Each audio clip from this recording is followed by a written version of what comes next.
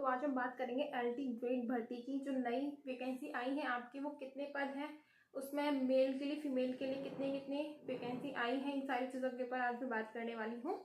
तो LT grade की आपकी वैकेंसी है, इसमें आपके टोटल पद ये रहे 7466, इतने आपके टोटल इसके अंदर वैकेंसी आई है। पहले तो कुछ 10,000 आएंगे, इस तरह की बातें हो रही थी, लेकिन ये इतनी ही आई है। अब इसमें पुरुष वर्ग के लिए कितनी है, मेल 4,860 और फीमेल के लिए कितनी है 2,525।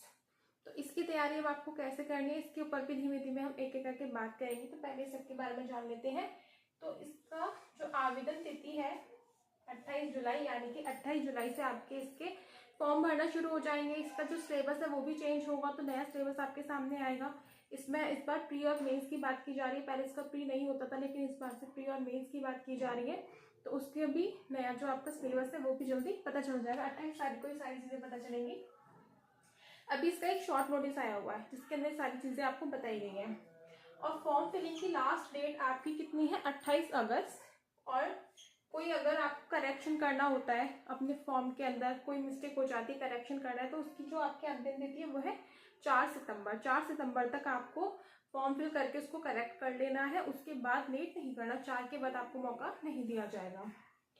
अब इसकी एज लिमिट कितनी है, 21 साल से 40 साल इसकी एज लिमिट है। पैटर्न प्री और मेंस। अब जो मेंस होगा, अब आप ये मत पूछिएगा, ये सोचेंगे कि मेंस की जो परीक्षा होगी इसकी वो लिखित होगी, तो आपका प्री और मेंस दोनों जो एग्जाम है आपके वो होंगे, आपके कैसे होंगे, एमसीक्यू बेस्ड। आपका जो मेंस है वो भी एमसीक्यू बेस्ड होगा। अब इसकी आप तैयारी कैसे करेंगे, स्टेप बाय स्टेप। इसमें आपके सब्जेक्ट होगा जीएस, आपको पता है इसमें आएगा जीएस।